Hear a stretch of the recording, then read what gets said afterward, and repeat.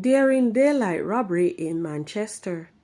75-year-old man dies after being hit from bicycle on North Coast Highway. Brothers gunned down in Spanish Town.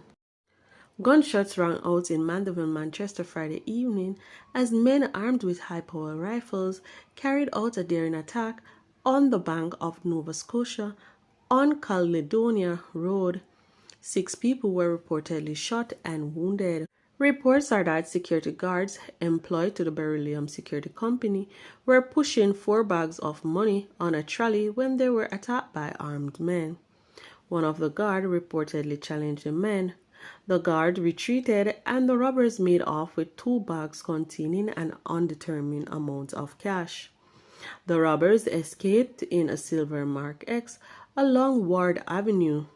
None of the guards were shot. A policeman was nearby challenged the men as they made their escape.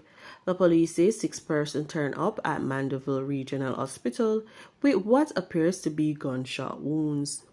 An elderly man succumbed to his injuries a day after being hit by a motor car while riding his bicycle along a section of the North Coast Highway, which passes through his Trelawney community last week. The deceased has been identified as 75-year-old Lloyd Samuels, alias Lucky, who was of a Scarlett Hall, Trelawney address. Reports are that on Tuesday, August 22, at about 8 p.m., Samuel was riding his bicycle on the roadway when he was hit by a motor car. He was rushed to hospital where he died the following day while undergoing treatment. The Falmouth police are investigating the incident.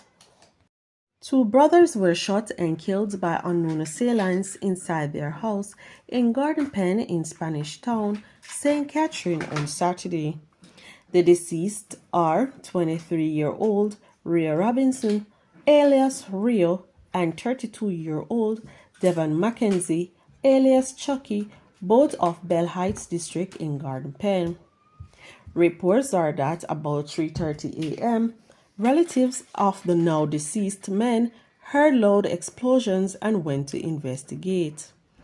They found the bullet-riddled bodies of the siblings lying on separate beds inside their one-room dwelling.